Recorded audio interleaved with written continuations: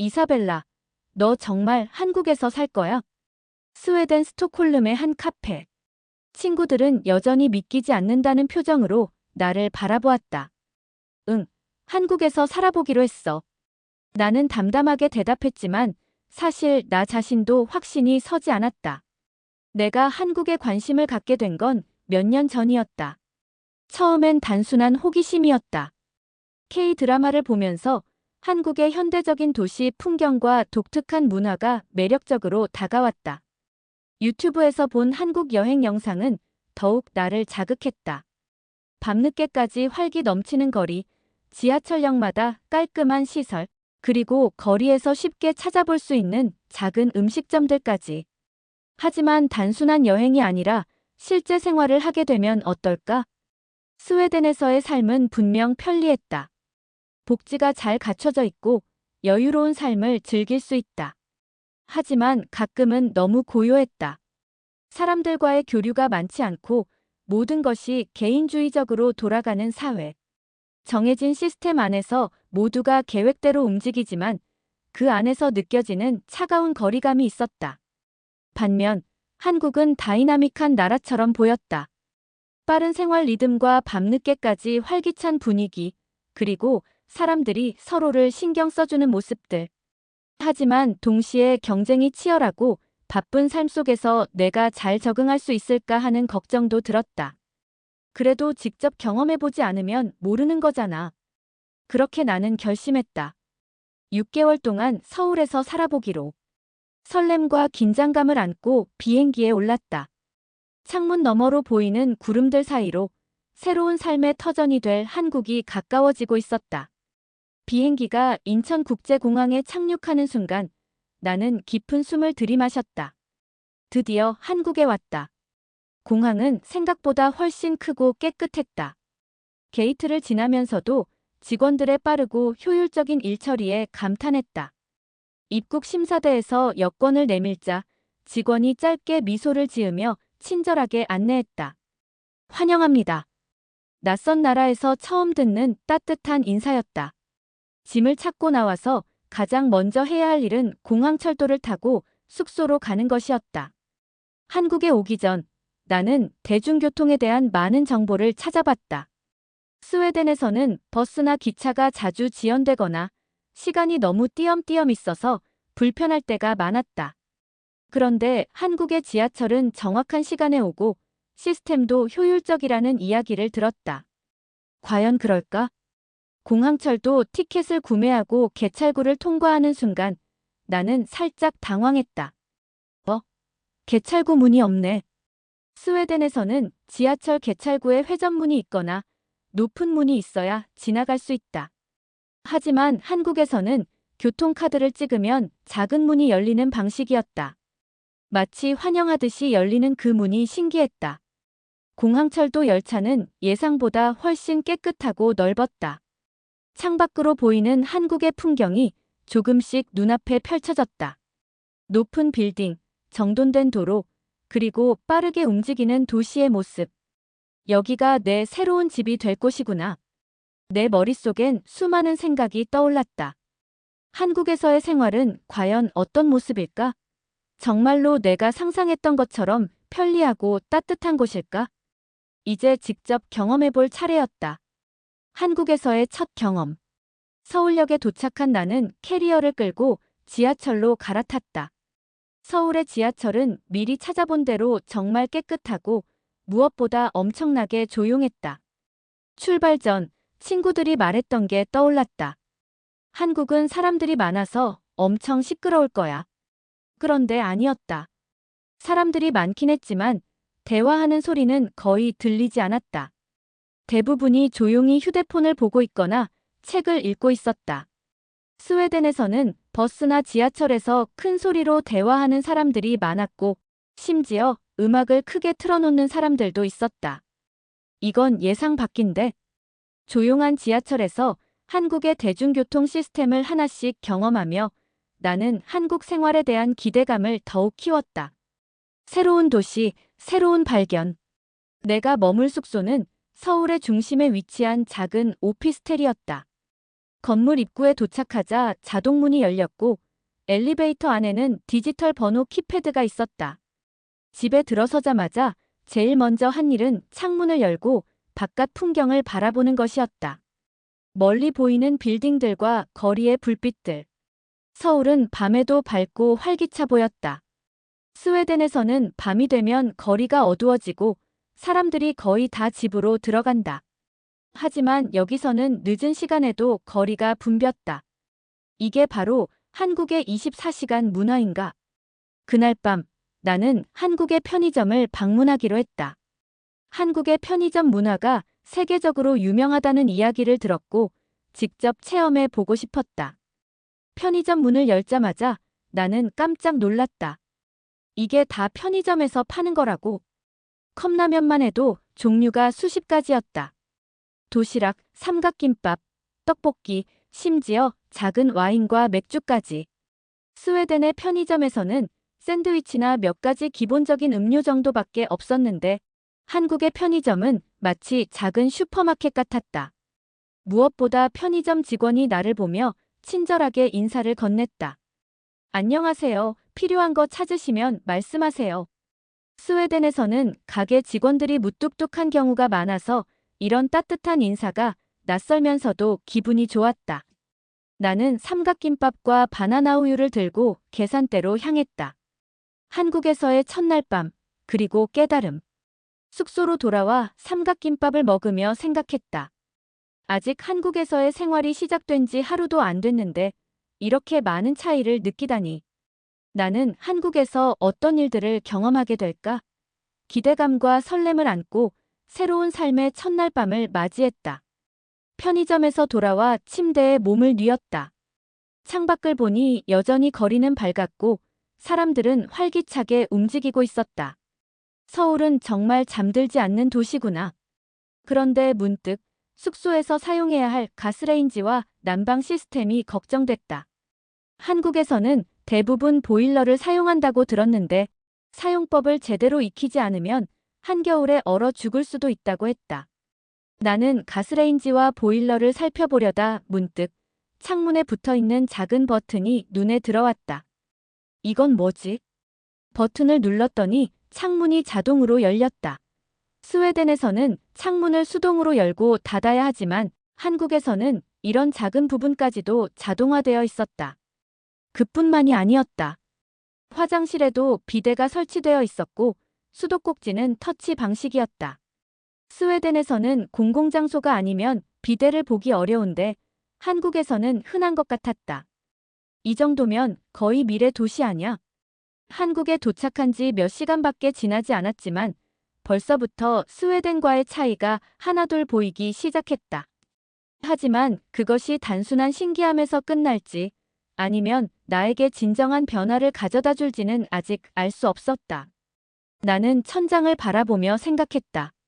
내가 한국에서 정말 적응할 수 있을까? 그런데 그 순간 창문 너머에서 들려오는 어떤 소리에 내 생각이 끊겼다. 아리랑 아리랑 아라리요. 어디선가 한국 전통 노래가 흘러나오고 있었다. 이곳은 낯선 나라지만 이상하게도 그 소리는 내게 편안함을 주었다. 창밖에서 들려오는 전통 노래 소리에 귀를 기울였다. 아리랑이 이렇게 감미로운 곡이었나? 한국에 도착한 지 얼마 되지 않았지만 이곳에서의 삶이 기대되기 시작했다. 그때 핸드폰이 울렸다. 이사벨라, 한국 도착했어. 괜찮아. 스웨덴에 있는 엄마였다. 나는 바로 전화를 받았다. 응, 엄마. 나 지금 숙소야.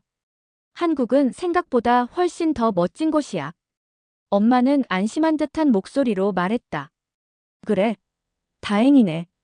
그런데 너무 늦게까지 돌아다니지는 마. 나는 피식 웃었다. 여긴 밤에도 사람들이 많아서 오히려 더 안전한 느낌이야. 지하철도 깨끗하고 길거리도 조명이 밝아서 무섭지가 않아. 사실 스웨덴에서는 밤에 혼자 다니는 것이 조금 두려웠다. 거리가 조용한 건 좋았지만 한편으로는 너무 적막해서 가끔은 위험하다고 느껴질 때도 있었다. 그런데 한국은 다르다. 편의점만 봐도 24시간 운영하는 곳이 많고 늦은 시간에도 거리에 사람들이 있어 외롭지 않은 기분이 들었다.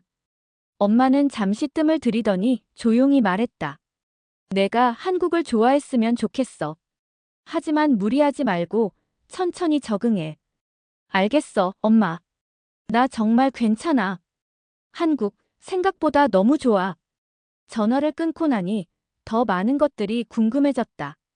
한국에서의 생활은 어떤 모습일까? 내가 아직 경험하지 못한 것들이 무궁무진할 텐데.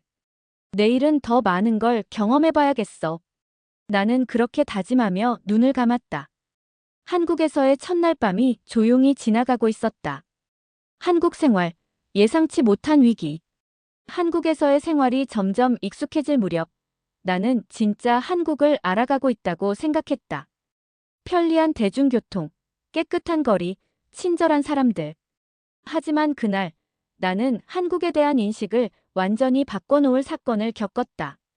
그날은 평소처럼 회사 근처 카페에서 커피를 마시고 있었다. 한국에서 일을 시작한 지도 한 달이 지나가고 있었다. 한국 사람들은 업무 속도가 빠르고 효율성을 중요하게 여겼다. 처음엔 적응하기 어려웠지만 이제는 나름 괜찮다고 생각했다. 그런데 갑자기 내 동료 지훈 씨가 급하게 뛰어왔다. 이사벨라, 너 가방 어디 있어? 가방, 여기 옆에 두었는데. 순간 등줄기가 서늘해졌다. 내가 두고 간 의자 위에는 가방이 보이지 않았다. 설마, 도난당한 거야. 한국은 안전한 나라라고 들었다. 길거리에 핸드폰을 두고 가도 아무도 훔쳐가지 않는다고 했는데 내 가방이 사라졌다고. 나는 순간 패닉에 빠졌다. 가방 안에는 지갑, 여권, 회사 출입증까지 다 들어있었다. 지훈 씨는 침착하게 물었다. 혹시 자리 옮겼어? 아니, 그냥 여기 두었는데. 그때 카페 직원이 다가왔다. 혹시 이거 찾으세요? 직원이 가리킨 곳에는 내 가방이 그대로 있었다. 심지어 안에 물건도 그대로였다. 알고 보니 내가 가방을 두고 화장실을 다녀오는 동안 카페 직원이 잃어버린 물건 보관함에 보관해둔 것이었다. 나는 너무 놀라 직원에게 물었다.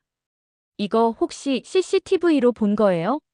아니요, 여기선 손님들이 가방을 두고 가는 경우가 많아서 혹시 몰라서 보관했어요. 정말 다행이에요. 감사합니다. 2일 이후 나는 한국이 단순히 안전한 나라라는 수준이 아니라 사람들이 서로를 얼마나 신뢰하는지를 깨닫게 되었다. 만약 이 일이 스웨덴에서 일어났다면 솔직히 가방이 돌아올 확률은 거의 없었을 것이다. 그 순간 나는 한국이 단순히 편리한 나라가 아니라 따뜻한 나라라는 걸 다시 한번 실감했다. 한국 생활, 예상치 못한 위기. 가방을 돌려받고 나서도 심장이 쿵쾅거렸다. 믿을 수가 없었다. 도난당한 게 아니라 직원이 보관해준 거라고. 내가 여전히 놀란 표정을 짓고 있으니 지훈 씨가 웃으며 말했다. 한국에서는 이런 일이 흔해요. 지갑이나 핸드폰을 두고 가도 대부분 그대로 있어요. 정말? 그럼 길거리에서도 그런 일이 많아? 그럼요. 특히 카페나 식당에서는 다들 믿고 가방을 두고 가요. 나는 여전히 믿기지 않았다. 스웨덴에서는 공공장소에 물건을 두고 가면 거의 100% 사라진다고 봐야 한다. 심지어 친구가 공원에서 핸드폰을 잠시 내려놓았다가 도둑 맞은 적도 있었다. 그런데 한국에서는 사람들이 남의 물건을 함부로 가져가지 않는다니 이건 문화 자체가 다르다는 뜻이었다. 나는 직원에게 연신 감사 인사를 하며 카페를 나섰다. 하지만 그 순간 또 다른 작은 사건이 벌어졌다. 조심하세요. 길을 걷던 중 어떤 할머니가 나를 보고 다급하게 외쳤다. 나는 당황해서 뒤를 돌아봤다. 바로 내 앞에 오토바이가 빠르게 지나갔다. 나는 그제야 내가 횡단보도 신호를 잘못 보고 건너려 했다는 걸 깨달았다. 덕, 큰일 날 뻔했어. 할머니는 내 손을 꼭 잡으며 말했다. 여긴 차들이 빨리 다니니까 항상 조심해야 해요. 나는 순간 울컥했다. 한국에서는 내 가방을 챙겨주는 직원도 있고 길에서 모르는 외국인에게 주의하라고 알려주는 할머니도 있다. 한국이라는 나라는 단순히 기술이 발전한 나라가 아니라 사람들이 서로를 신경 써주는 나라였다. 그날 밤 나는 다시 한번 한국이 왜 특별한 나라인지를 곱씹으며 잠들었다. 그날 이후 나는 한국이 단순히 편리한 나라가 아니라 사람들 사이의 신뢰가 살아있는 곳이라는 걸 실감했다. 하지만 이런 경험이 한두 번이 아니었다. 며칠 뒤 퇴근 후 집으로 가는 길에 나는 또 한 번 한국에서만 겪을 수 있는 특별한 순간을 맞이했다. 저기 죄송한데요. 나는 퇴근 후 집 근처의 작은 국밥집에 갔다. 한국에서 제대로 된 전통 음식을 먹어보고 싶었기 때문이다. 하지만 문제는 메뉴가 전부 한글로 되어 있다는 것이었다.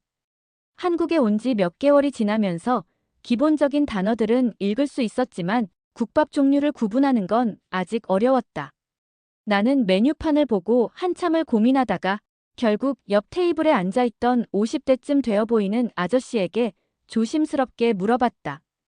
혹시 이 메뉴가 뭐예요? 아, 이거 순대국밥인데 혹시 순대 못 먹어? 아니요, 먹어보고 싶어요. 그러자 아저씨는 반갑다는 듯 웃으며 말했다. 오, 한국 음식에 관심 많구나. 사장님, 여기 외국인 손님, 순대국밥 하나 주세요. 나는 깜짝 놀랐다. 그런데 더 놀라운 일이 벌어졌다. 잠시 후 아저씨가 자기 반찬을 내 쪽으로 밀어주며 말했다. 한국에서는 이렇게 같이 나눠 먹어. 김치랑 깍두기, 이거 꼭 같이 먹어야 맛있어. 와, 감사합니다. 스웨덴에서는 레스토랑에서 모르는 사람과 음식을 나누는 문화가 없다. 하지만 한국에서는 심지어 처음 본 사람과도 따뜻한 식탁을 공유할 수 있었다. 그 순간 나는 깨달았다. 한국 사람들은 단순히 친절한 게 아니라 사람을 진심으로 대해주는구나. 이제 나는 더 이상 한국이 낯선 나라처럼 느껴지지 않았다. 오히려 한국이 집처럼 따뜻한 곳이라는 생각이 들었다. 그날 밤 집으로 돌아가는 길. 거리는 여전히 밝고 사람들은 활기차게 움직이고 있었다. 그리고 나는 확신했다. 나는 한국에서 잘 살 수 있을 것 같아. 한국이 내 집이 되다. 어느덧 한국에 온 지도 1년이 넘었다.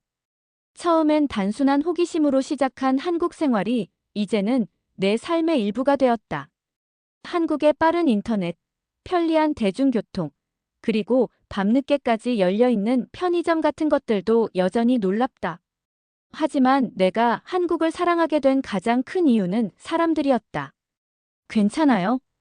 어느 날 퇴근길 버스 안에서 나는 실수로 중심을 잃고 넘어질 뻔했다. 그런데 낯선 할머니가 내 팔을 잡아주며 말했다. 아가씨, 조심해야지. 나는 순간 울컥했다. 스웨덴에서는 낯선 사람에게 말을 거는 일이 흔하지 않다. 하지만 한국에서는 모르는 사람도 마치 가족처럼 챙겨준다. 바로 치료받을 수 있다고.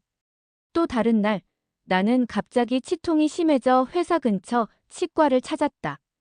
그런데 한국에서는 예약 없이도 바로 진료를 받을 수 있었다. 스웨덴에서는 병원 예약을 몇 주씩 기다려야 하는 경우가 많았기 때문에 이 점이 너무 신기했다. 진료를 마친 후 나는 충격적인 진료비를 보고 또 한 번 놀랐다. 이게 맞아? 스웨덴에서 이 정도 치료를 받으려면 몇 배는 더 내야 할 텐데. 한국의 의료 시스템은 빠르고 효율적이었다. 덕분에 나는 큰 불편 없이 치료를 받을 수 있었다. 잘 먹고 다녀요. 그리고 동네에서 자주 가던 국밥집에 갔을 때 사장님이 나를 보며 따뜻한 미소를 지었다. 요즘 바빴어요? 한동안 안 왔길래 걱정했어요. 아, 네. 요즘 일이 많아서요. 그래도 밥은 잘 챙겨 먹어야지. 오늘은 반찬 더 줄게요. 그 순간 나는 깨달았다. 한국은 단순히 내가 살아가는 나라가 아니라 내가 사랑하는 나라가 되었다는 것을. 나는 더 이상 스웨덴에서 온 외국인이 아니라 한국에서 살아가는 이사벨라였다. 그날 밤 창밖을 바라보며 나는 결심했다. 앞으로도 한국에서 살아가고 싶어. 한국에서의 삶을 마무리하며 나는 이곳이 단순한 외국이 아닌 나의 진정한 집이 되었다는 것을 깨달았다. 스위스에서 온 나에게 한국은 처음에는 낯설고 신기한 곳이었다. 하지만 시간이 흐르면서 이곳의 문화와 사람들, 그리고 일상적인 삶의 모습들이 나에게 깊은 감동을 주었다. 처음 한국에 왔을 때 나는 이 나라의 빠른 인터넷과 편리한 대중교통에 놀랐다. 언제 어디서나 연결될 수 있는 편리함은 스위스에서는 경험할 수 없었던 새로운 세계였다. 하지만 이런 물질적인 편리함보다 나를 더욱 감동시킨 것은 사람들의 따뜻한 배려와 정이었다. 나의 한국 생활은 퇴근길 버스 안에서 시작된 작은 사건으로 더 깊어졌다. 중심을 잃고 넘어질 뻔했을 때 낯선 할머니가 내 팔을 잡아주었다. 아가씨, 조심해야지. 라는 말 한마디가 내 마음을 울렸다. 스위스에서는 낯선 사람과의 소통이 드물지만 한국에서는 서로를 가족처럼 챙겨주는 문화가 있었다. 이 작은 배려는 나에게 큰 감동을 주었다. 또한 한국의 의료 시스템은 나에게 또 다른 놀라움을 안겨주었다. 갑작스러운 치통으로 치과를 찾아갔을 때 예약 없이도 바로 진료를 받을 수 있었다. 스위스에서는 상상할 수 없는 일이었다. 빠르고 효율적인 의료 시스템 덕분에 나는 큰 불편 없이 치료를 받을 수 있었고 합리적인 진료비도 나에게는 놀라운 경험이었다. 동네 국밥집 사장님의 따뜻한 관심도 잊을 수 없다. 바쁘다는 이유로 한동안 가지 못했을 때 사장님은 나를 걱정해 주셨다. 요즘 바빴어요? 그래도 밥은 잘 챙겨 먹어야지. 라는 말에 나는 이곳이 단순한 식당이 아닌 나의 일상의 한 부분이라는 것을 느꼈다. 이런 소소한 순간들이 모여 한국을 더욱 사랑하게 만들었다. 이제 나는 더 이상 스위스에서 온 외국인이 아닌 한국에서 살아가는 이사벨라가 되었다. 나의 일상을 채워주는 한국의 모든 것이 이제는 나의 삶의 일부가 되었다. 창밖을 바라보며 나는 결심했다. 앞으로도 이곳에서 살아가고 싶다. 한국은 이제 단순한 여행지가 아닌 내가 사랑하는 집이 되었다. 여러분도 한국에서의 특별한 경험이 있나요? 댓글로 나누어 주세요. 영상이 마음에 드셨다면 좋아요와 구독 부탁드립니다. 앞으로도 더 많은 이야기를 함께 나누고 싶습니다. 감사합니다. 항상 여러분과 함께하는 K 감동 탐험입니다.